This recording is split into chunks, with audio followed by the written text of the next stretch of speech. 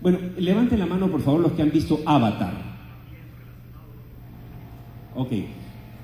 Definitivamente coincidirán conmigo en que es la película antiminera, antiindustria extractiva más taquillera de la historia, ¿no? Porque más allá de una historia de amor, en realidad son los buenos ambientalistas versus los malvados extractores de riquezas de la tierra.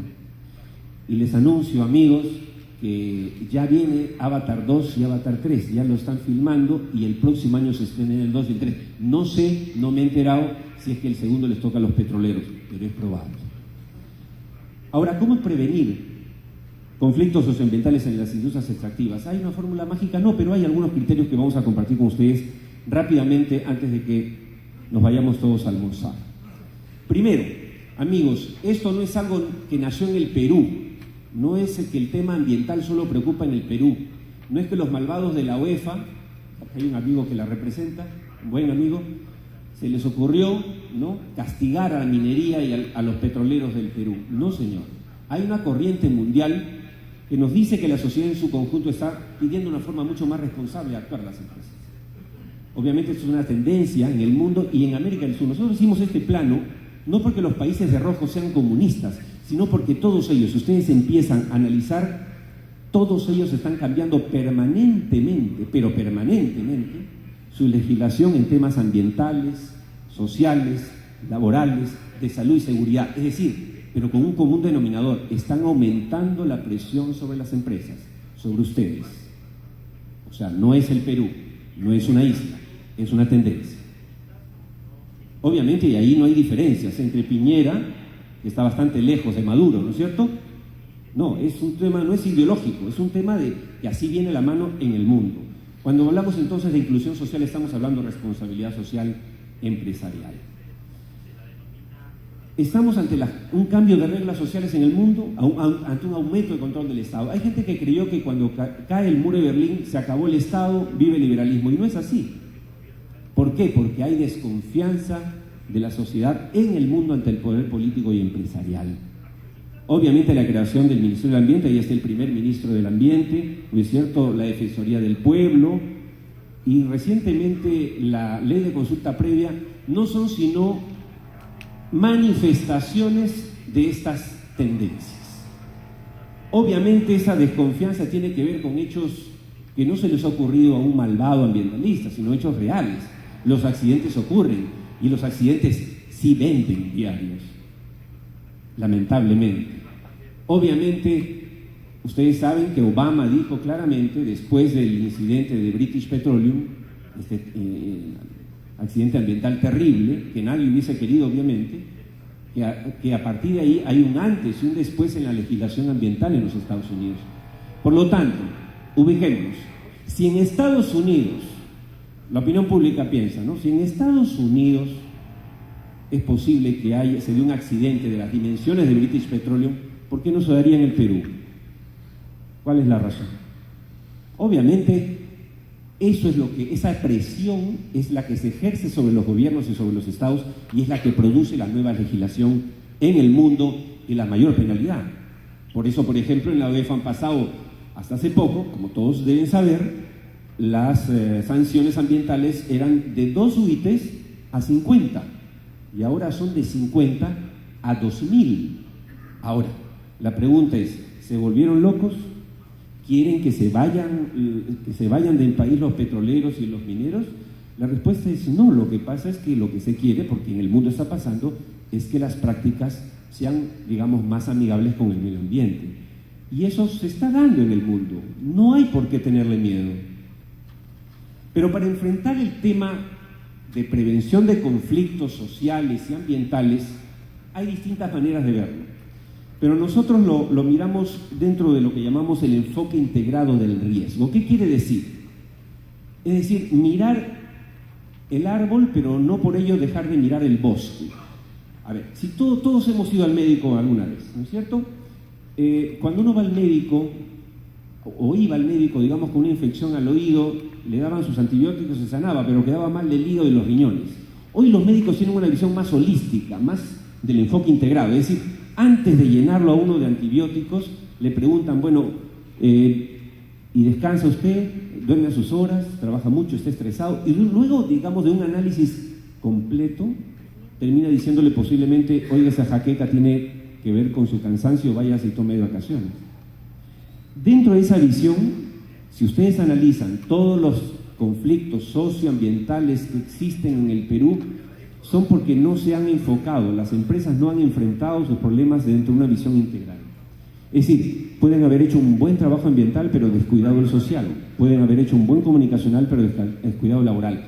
Y acá se tiene que trabajar todo de manera integral. Esa visión es la que funciona en el mundo y es la que nosotros, por ejemplo, siempre propugnamos ante nuestros clientes. Ahora, hablamos al principio de lo sexy o no sexy que es ser petrolero, minero, etcétera, ¿no es cierto? Vivimos en un mundo de percepciones, señores. Y percepción es realidad. Y las percepciones, aunque sean falsas, tienen consecuencias reales. El caso Conga, por ejemplo, ¿cuántos realmente sabemos si Conga contamina o no las lagunas? ¿Cuántos?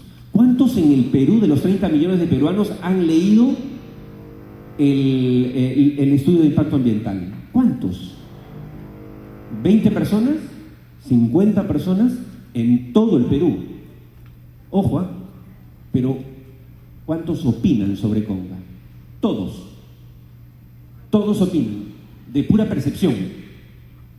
Recuerdo en pleno caso Conga que me llama una periodista importante, no voy a decir su nombre, de un programa importante, no antiminero, y me dice, Óscar, ¿me puedes explicar si en los estudios de impacto ambiental hay participación ciudadana? Si la gente... Digo, pero por supuesto, hay taller previo, durante, después, hay el plan de participación ciudadana, ahora hay la declaración jurada de desarrollo sostenible, 055, hay la audiencia pública. O sea, no hay conocimiento en la prensa sobre cómo se desenvuelve la industria minera ni petrolera. Entonces, complementando un poco lo que decía esta interesante mesa de debates, la última, si ustedes, amigos petroleros, quieren que el gobierno le haga caso a estas estupendas iniciativas de la Sociedad Peruana de Hidrocarburos, tienen que comunicarlo bien. Hay un reto ahí importante, porque si no vamos a seguir reuniéndonos y diciéndonos entre nosotros y quejándonos del Estado que no nos hace caso. Ahora, no pueden existir empresas saludables en sociedades enfermas, y en costa, en sierra y selva. Eso no quiere decir que las empresas tienen que reemplazar al Estado, pero es una realidad. ¿Se acuerdan que hablé de Avatar? Bueno, el señor que aparece ahí es el director de Avatar, James Cameron, que no contento con haber hecho Avatar, se fue a ayudar a una comunidad en Brasil y paró una hidroeléctrica de 1.500 millones de dólares. Se paró, simplemente. Ahora, ¿eso es bueno? ¿Malo? No lo sé, no lo voy a calificar, pero ese es en el mundo en el que estamos viviendo. Ese es el mundo en el que está viviendo la industria petrolera, y hay que asumirlo, y hay que enfrentarlo. Hay que promover las relaciones perdurables, los dirigentes cambian, la que queda es la comunidad. Es lo que nosotros siempre decimos a los clientes. Hoy veía un anuncio de una empresa, decía, la información es clave para tener el éxito en inversión. Cierto. La pregunta es, cuando los inversionistas mineros, petroleros, eléctricos o gasíferos vienen al Perú, básicamente tienen su estudio geológico. La pregunta es, ¿cuántas empresas tienen estudios sociales? Porque, ojo, los que paran una hidroeléctrica, los que detienen una extracción petrolera, los que paran un proyecto minero, no son las piedras. No es el petróleo que sale y los empuja. Son las personas que viven encima. Y yo me pregunto, ¿cómo es posible que uno llegue a hacer una inversión de millones solo sabiendo qué hay debajo de la tierra y sin saber realmente qué le espera arriba de la tierra? Ahora, felizmente, y soy optimista, además como consultor lo veo diariamente, hay una tendencia, y estoy seguro que muchos de ustedes también están en eso, de tener conciencia de que aunque el Estado no obligue a tener estudios sobre lo que está pasando arriba, lo tienen que hacer.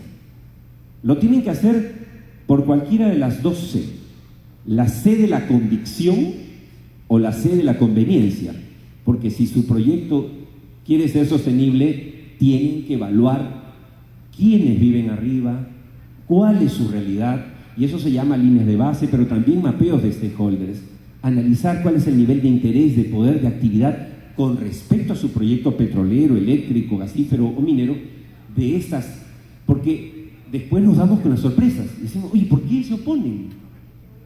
¿Se acuerdan ustedes que en el comienzo del gobierno de Alejandro Toledo, Arequipa se levantó contra un proyecto hidroeléctrico, me parece que era? ¿No? De privatización. De privatización, ¿no es cierto? ¿Ya? EGASA. Bueno, nadie entiende, ¿no?